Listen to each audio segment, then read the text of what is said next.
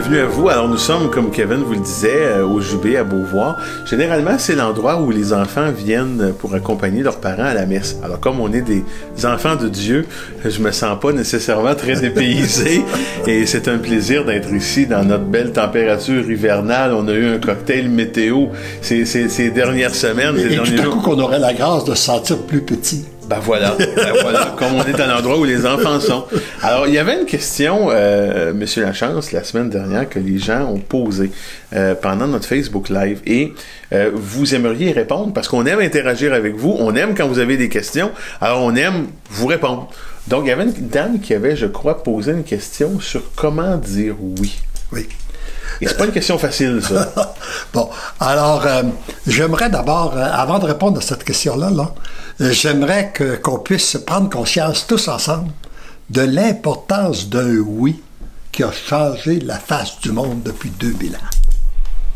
Par une jeune fille d'Israël, la Vierge Marie, qui a donné son oui. Et par son oui, il y a une nouvelle vie qui a commencé sur cette terre. Alors donc, d'où prendre conscience. Et elle nous dit aussi, elle m'a inspiré, on est dans un texte des messages pour le bonheur des biens, mais choisi Jésus, pour dire, votre mission à vous, en tant que baptisé, elle est très près de la mienne. Moi, j'ai resté surpris parce que je me dis, la plus belle et la plus grande des missions qu'a eue, c'est la Vierge Marie qui l'a eue, de nous donner Jésus. Mais elle me dit, votre mission, elle est très près de la mienne.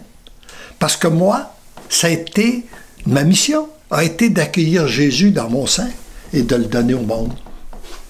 Et vous, lorsque vous prenez du temps avec lui et que vous accueillez réellement Jésus à l'intérieur de vous, il peut passer à travers vous pour rejoindre d'autres personnes.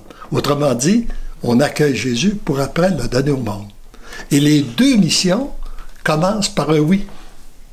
C'est par le oui. C'est pas par un effort, c'est pas parce que c'est pas en allant prendre des cours et tout ça. Non, non, c'est simplement un oui.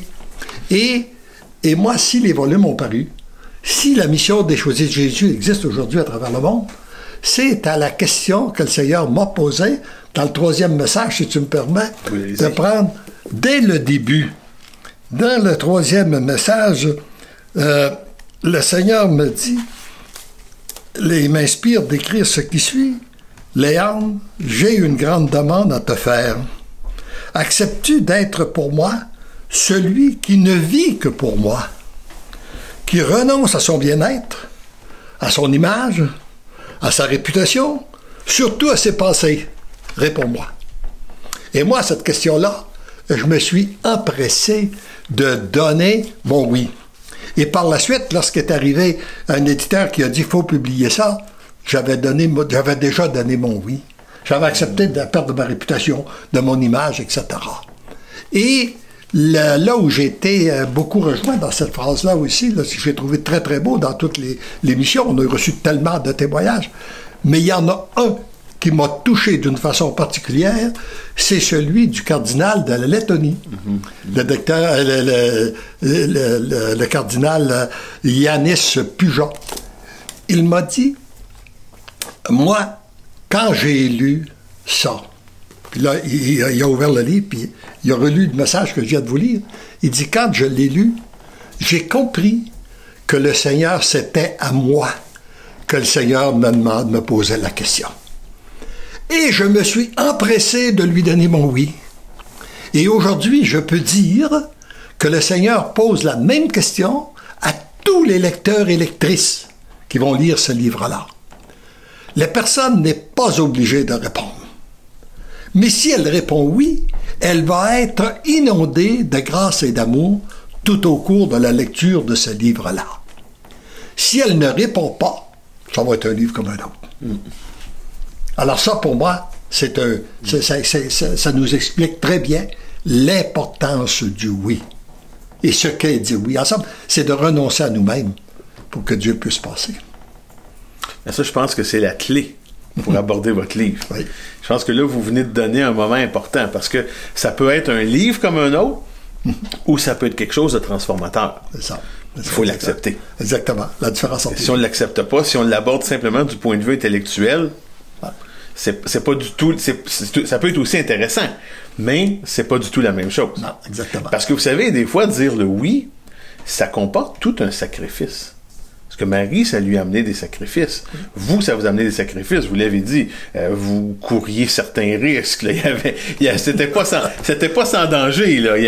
La zone de confort était pas très large. Ben, disons que c'était pas ce que j'avais pratiqué tout au cours de ma vie comme homme d'affaires. Ben, vous aviez été prudent, vous aviez été mesuré, mais là, vous lanciez dans le vide, là. C'est ça. Vous faisiez un peu de bungee sans être attaché. Enfin, pas attaché humainement, vous étiez attaché spirituellement. Mais là, je vais vous dire, M. Lachance, moi, vous le savez, je chemine là-dedans, je fais des découvertes, je fais une recherche, et c'est pas toujours facile. Puis là, cette semaine, même pas la semaine passée, cette semaine, j'ai été mis à l'épreuve, mais j'ai été mis à l'épreuve de manière solide. Faire une histoire courte pour pas trop entrer dans les détails, parce qu'on a quand même pas 3 heures pour passer avec vous, mais j'applique pour un contrat. Et là, ça va bien, ça chemine bien. Les gens me disent, on a reçu des appels pour demander des références sur toi, on a répondu, on me demande des exemples de ce que j'ai fait. Alors là, écoutez, je suis à peu près convaincu, à 98%, que c'est dans le sac.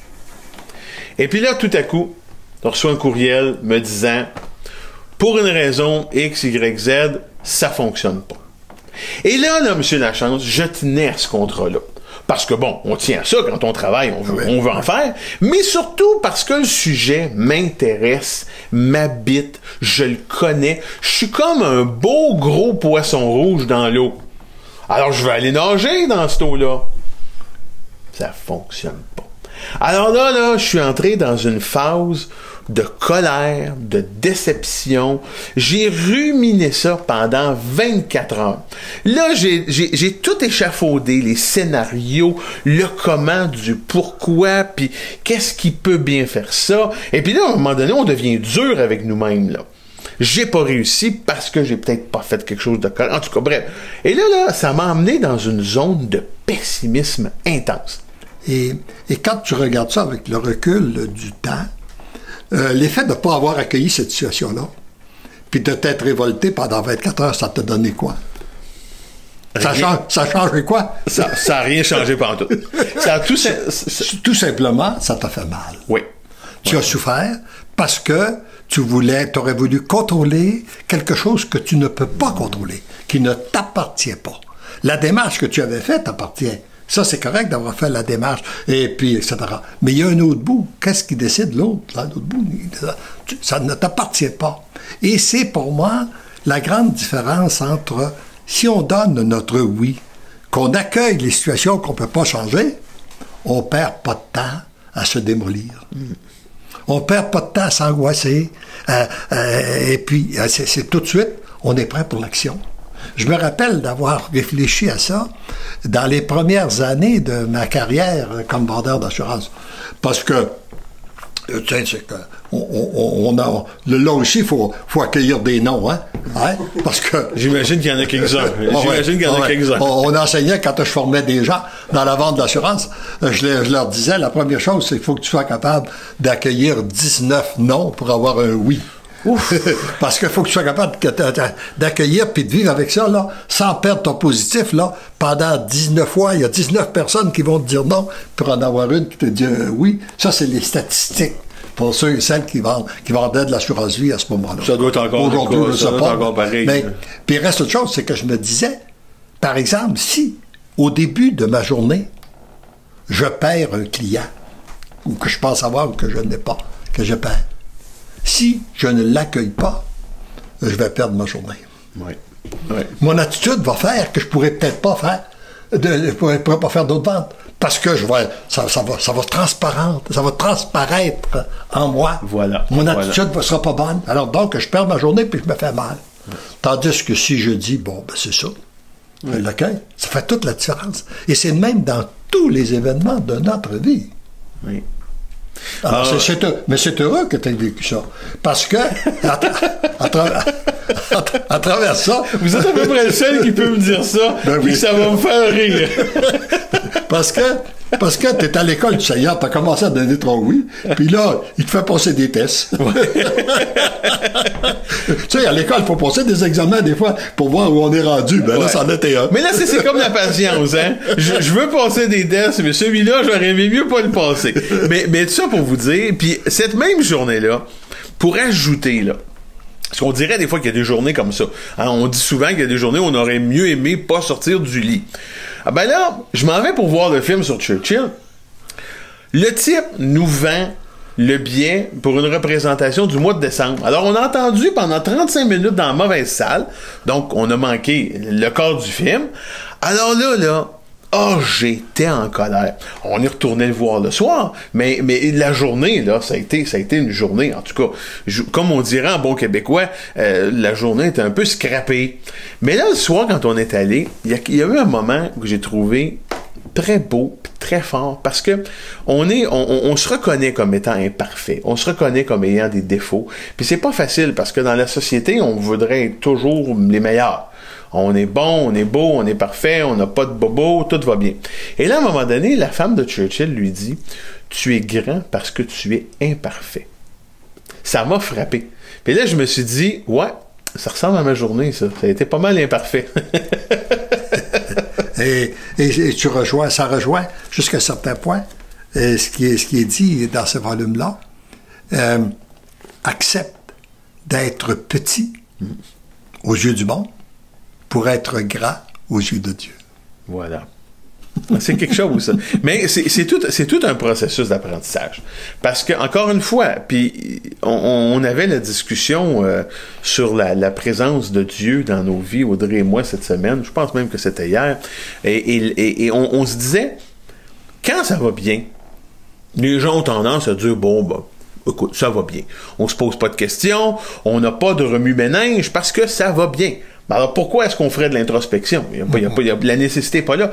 Mais quand ça va mal, puis que la vie vous rentre dedans, là, puis quand elle vous rentre dedans, elle fait pas dans la dentelle, là.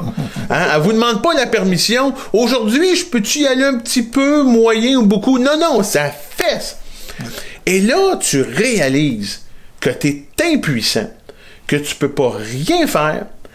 Puis là, il y a deux chemins. Puis on en parlait tout à l'heure. Vous parliez, tu perds ta journée. Quand tu n'acceptes pas, là, tu te morfonds, tu perds ta journée, tu te démolis intérieurement. Ou tu abandonnes, tu dis, regarde. Et puis là, il y a quelque chose qui est peut-être qui est peut-être spirituel ou psychologique, que je ne sais pas, je ne pourrais pas définir. Mais il m'apparaît que là, tu as dit, je me suis révolté le matin, puis le soir, j'ai eu un autre élément négatif. Oui. En allant voir le film.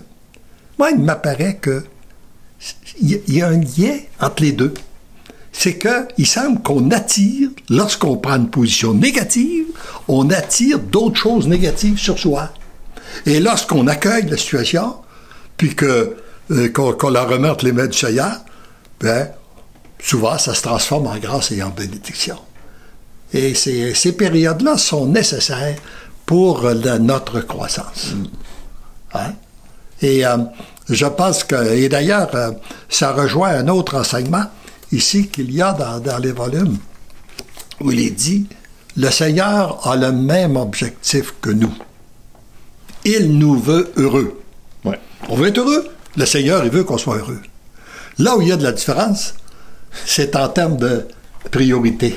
Ouais. Le Seigneur, lui, il a une vision éternelle.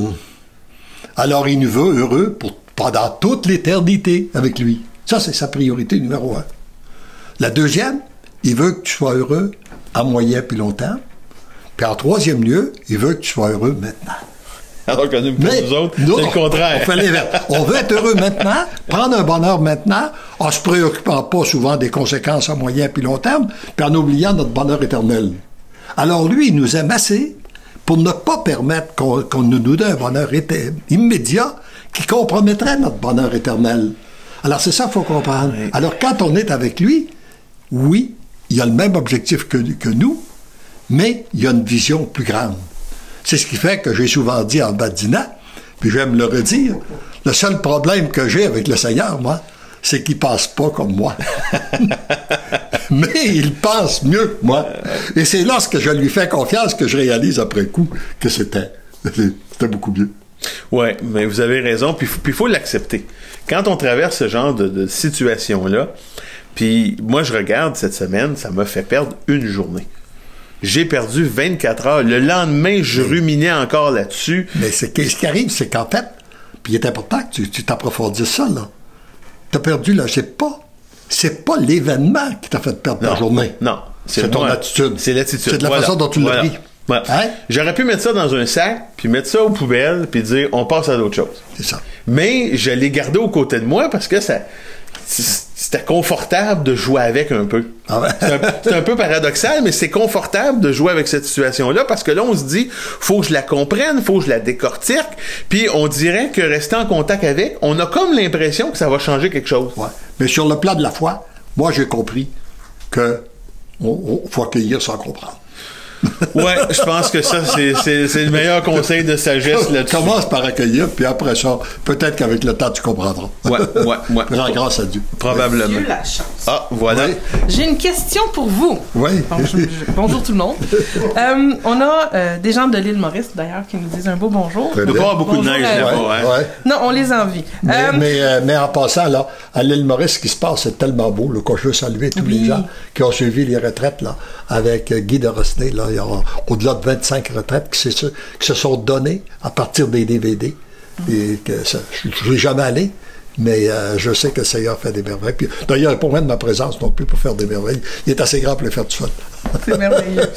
Donc, écoutez, on a Daniel Morin qui nous pose une excellente question. Elle nous demande, est-ce qu'il suffit de donner un oui humain pour que ce soit un vrai oui? Pouvez-vous me donner des trucs pour réussir à vraiment m'intérioriser? J'ai beau faire des efforts, mais ma tête part dans tous les sens lorsque j'essaie de prier et d'entrer à l'intérieur de moi pour rencontrer le Seigneur. Ouais. Ben, c'est sûr que, moi, de la façon que je le définirais, oui, il y a d'abord une décision qu'il faut prendre. Il faut se décider pour Dieu. Être capable, ça, c'est de la décision. Dans les oui, si je repasse à l'intérieur de ça, je vous ai mentionné le premier oui que le Seigneur m'avait demandé, qui était à la base de toute la mission des choisis de Jésus. Mais à l'intérieur de ça, on retrouve, tu veux entrer en relation avec Dieu? Oui, je suis tout petit. Oui, je sais que tu m'aimes. Accueille l'amour de Dieu. Reconnais que toi, tu es petit. Parce qu'il a dit, il s'en occupe des petits. Des petits, les grands, il laisse faire. Alors, reconnais que tu es petit devant ton Dieu et reconnais que Dieu t'aime. Et ça, c'est comme deux rails sur lesquels je circule que tu vas toujours pouvoir me rencontrer lorsque tu te reconnais petit.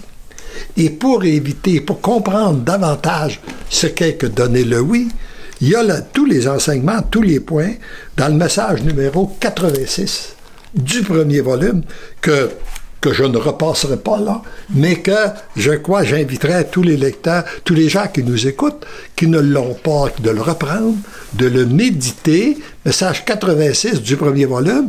Si vous n'avez pas le volume, vous pouvez nous retrouver sur Internet. Tous les livres sont disponibles gratuitement. Vous n'avez qu'à y aller. Et puis, ils vont vous expliquer c'est quoi dire oui à Dieu. Et dire oui à l'amour. Ouais. Puis la première chose, on va prendre au moins le premier puis le deuxième, c'est que la première chose, c'est dire oui à Dieu pour ce que tu es. Tu t'es fâché? Tu as un caractère violent? Ben, dis oui au Seigneur pour ça. Volcanique. Dis oui. C'est la première chose, c'est le premier oui que tu as. Puis après ça, une fois que tu as donné le oui pour ce que tu es, tu peux le dire oui aussi pour ce qu'ont les autres. Mais ça, c'est alors, si Audrey a un comportement qui ne te plaît pas tout le temps, tu dis oui. tu dis oui au Seigneur pour ce qu'est Audrey. La chance commençait pas ce matin. Écoutez, c'est l'amour même, je deviens l'amour. C'est la génétique écossaise. Bref. Ça fait pas tout à bien l'aller. Hein? Vous avez toujours le don, vous, c'est la chance de mettre le doigt là où il faut. Hein? Oui, alors, enchaînons avec Dani qui nous dit la chose suivante. Les enfants et même nous avons vraiment de la difficulté à se faire dire non. On dirait qu'on devient déstabilisé à la suite d'un non. C'est bien compliqué quand ça ne fonctionne pas comme on veut. On passe notre temps à dire non aux autres, ça c'est plus facile. Ah, Dani, vous avez tellement raison. Dire oui pour soi et les autres changerait bien des choses. Oui. Donc, c'est bien dit. C'est juste. Il y aurait un live au complet à faire Ouais, sur tout cette à fait. question-là. Moi, je voulais partager quelque chose avec vous, Monsieur Lachance, puis avec nos auditeurs aussi. Quelque chose de merveilleux qui est en train de se produire en ce moment. Longue histoire très courte, ça fait déjà pratiquement 25 ans qu'on a terminé le secondaire et on a un groupe Facebook d'anciens qui sont réunis. Et je vous dirais qu'on a décidé cette semaine de commencer à faire des retrouvailles virtuelles parce que c'est difficile de se réunir après 25 ans. Tous les gens sont partout. Et vous savez comment ça fonctionne dans les retrouvailles. D'habitude, on se dit « Oh mon Dieu, qui c'est qu'on va rencontrer? » Puis on sait bien, un tel va avoir réussi sa vie, puis « Oh non, moi, j'irai pas parce que j'ai pas réussi à faire telle ou telle chose. » Et l'école où nous allions, c'était une école élite. Qui veut pas, c'était la meilleure école de la région et on s'est fait continuellement dire qu'on était la crème de la crème. Alors imaginez grandir et tenter de réussir votre vie avec toute cette pression-là qu'on peut avoir sur les épaules et de regarder la vie qu'on a eue et de dire, bon, est-ce que j'ai vraiment réussi ma vie? Alors quand les gens se font des retrouvailles à ce moment-là, c'est très facile d'être très superficiel puis de seulement souligner les bonnes choses qui se sont passées depuis 25 ans. La raison qui a déclenché cette rencontre virtuelle-là, c'est qu'on a quelqu'un dans notre promotion qui s'est suicidé. Oh. Et la personne semblait mener une belle vie. Elle était heureuse, elle avait un bon emploi, mais c'était faux. Et c'est là qu'on a décidé, faisons des rencontres virtuelles. Et une des questions qui a été posée, ça a été, de quoi avez-vous dû faire le deuil dans votre vie? Et là, vous devriez voir les commentaires qui sont sortis, à quel point les gens se sont ouverts et se sont dévoilés. Et c'est comme si on leur avait demandé « Partage-moi ce que tu as de plus précieux à me dire et vois ce qui va se produire. » Et ça fait un phénomène de boule de neige. On est tous bouleversés en ce moment. On est 250 dans notre promotion. Il y en a environ 80 qui participent. Mais les 80, chacun chez nous, dans tous les coins du monde où on est en ce moment, nous sommes tous bouleversés de réaliser que tout le monde a eu des difficultés. Personne n'a eu la vie parfaite qu'il pensait avoir. Et de voir l'amour qui circule. Les gens se font accueillir à bras ouverts. Et moi, j'y vois vraiment l'action du Seigneur là-dedans. Il y a des gens qui se sont sentis tellement isolés et qui pensaient que, oh mon Dieu, j'ai pas réussi ma vie. On m'avait dit que j'étais la crème de la crème, j'ai pas réussi, je suis un échec. Et là, de voir que, non, là, tout le monde a vécu des difficultés. Et parce que les gens ont donné leur oui de partager ça avec les autres, ils en reçoivent tellement plus en retour. Et ça me fait toujours penser quand vous parlez de vos oui qu'on donne au Seigneur, de voir ce qu'on en retire. Parce que c'est difficile, là. Il y a des gens qui font 25 ans qu'on n'a pas vu, là, des étrangers, là, qui n'ont absolument rien apporté dans notre vie, là, mais qui, en ce moment, nous permettent de réfléchir sur la vie qu'on a. Et c'est douloureux, mais c'est un véritable baume de voir qu'on est tous humains, puis qu'on a tous besoin les uns des autres. Donc, je voulais vraiment partager ça avec vous parce que je trouve que c'est magique ce qui se passe en ce moment dans notre groupe. Oui, et là, ce que vous êtes en train de découvrir, vous avez un point fondamental pour que l'amour circule sur cette terre, c'est d'être vrai. Oui. Hein? Oui. De ne pas essayer de projeter une image, d'être vrai. Je suis ça, je suis simplement ça. Et parce que vous l'échangez, ben, ça ne détruit pas l'amour que vous avez les unes envers les autres. Au contraire, ça l'amplifie, ça l'augmente. Et si on veut que l'amour puisse circuler sur cette terre, il faut d'abord commencer par être vrai. Arrêter de vouloir projeter une image. Oui. Hein? Oui. Moi, je me rappelle, par exemple, un des éléments que j'ai vécu avec ma famille, quand il était, peut-être que les plus vieux étaient ados, là. Moi, on m'avait dit que si tu es un homme, tu pleures pas. Hein? Bon. Alors, je voulais pas pleurer, surtout pas devant mes enfants. Ça avait l'air d'une faiblesse. Et puis, mais, à un moment donné, j'étais touché émotionnellement. J'ai pleuré. J'ai accepté de pleurer devant eux. Et je me suis aperçu que ça ne les a pas éloignés. Au contraire, ça les a approchés. Hein? Alors donc, il faut être vrai, aussi bien dans notre faiblesse, que s'il se passe des belles choses, oui, le dire, mais aussi bien les autres aussi. Et c'est là, à ce moment-là, qu'on peut s'aider les uns et les autres. Parce que le Seigneur a toujours juste deux chemins hein, pour diffuser son amour. Il y a en direct, puis à travers les autres. Oui. Alors, il peut passer, et tu ne sais jamais à quel moment il veut passer à travers toi pour rejoindre la personne avec qui tu parles. Et moi, je pense qu'actuellement, j'ai une grande espérance dans les médias sociaux, alors qu'on sait que c'est un moyen que le malin s'est servi pour faire du radage aussi, très, très grand. Oui. Mais je pense que le Seigneur va s'en servir pour reconstruire le monde, pour permettre à son amour de circuler entre nous. Et on ne sait jamais à quel moment il veut passer par nous pour rejoindre l'autre. Puis pour qu'il puisse passer, la première chose, c'est qu'il ne faut pas la juger, il ne faut pas la condamner. Il faut être capable de l'accueillir comme elle est. Oui. Tout à fait. Tout à Donc, fait. il faut accepter la grandeur des imperfections. C'est ça. Et c'est tellement ce qui m'a frappé dans ce qu'on est en train de vivre cette semaine, c'est que justement, les médias sociaux projetaient l'image que la vie de tout le monde était parfaite. Et là, les masques sont tous en train de tomber. Il y a des gens, je veux pas, quand on est secondaire, on se quitte, on se perd de vue. Et l'un des plus grands regrets que les gens manifestent, c'est qu'ils se sont perdus de vue. Ils ont perdu ces liens d'amitié-là. Et vous devriez voir les commentaires de gens qui disent « Écoute, moi j'ai perdu mon père, j'ai perdu mon frère. » Et les anciens amis de répondre « Je m'excuse de ne pas avoir été dans ta vie à ce moment-là pour te soutenir. » C'est touchant, là, c'est incroyable. En tout cas, c'est une très belle manifestation d'amour. Rendons grâce à Dieu quand il passe à travers les autres pour, oui, tout à fait, diffuser son amour. Tout à fait. Là, j'essaie juste de voir si on a d'autres questions, d'autres commentaires. Merci Nancy, Nicole également. Donc, je retourne à mon ordinateur, mais je voulais partager ça avec vous, là, c'était trop beau. Donc, bref, à la prochaine. Merci. Merci. Écoutez, on arrive déjà près de la fin, mais non, effectivement, il y a toute une... On est élevé et la société nous amène à développer une superficialité de perfection, il n'y a jamais de côtés qui sont de travers. Puis je pense qu'à un moment donné, on découvre la beauté des autres quand on voit qu'ils sont aussi imparfaits. Parce que ça nous permet de réaliser qu'on est totalement humain. Oui. Donc, on est totalement des êtres perfectibles. Oui. Et je pense qu'on a tous besoin, nous avons tous vécu dans un monde qui a voulu se construire sans Dieu. Où l'orgueil, où on a mis l'accent sur le savoir, l'avoir et le pouvoir. Absolument. On a oublié l'être. Oui. Alors là, on est en train d'entrer dans un monde, une nouvelle civilisation de l'amour, où c'est l'être qui doit prendre place. Et nos êtres ont tous besoin de transformation. Et la transformation, moi, je ne suis pas capable de me transformer. La seule liberté que j'ai, c'est de donner mon oui au Seigneur. Lui, il peut me transformer. Et il n'y a pas de... Et je sais que les moments les plus importants dans ma vie, c'est lorsque je suis en prière, lorsque je me nourris de l'Eucharistie, lorsque je prends les moyens que le Seigneur a mis à ma disposition pour me transformer. Finalement, c'est ça qui est plus important.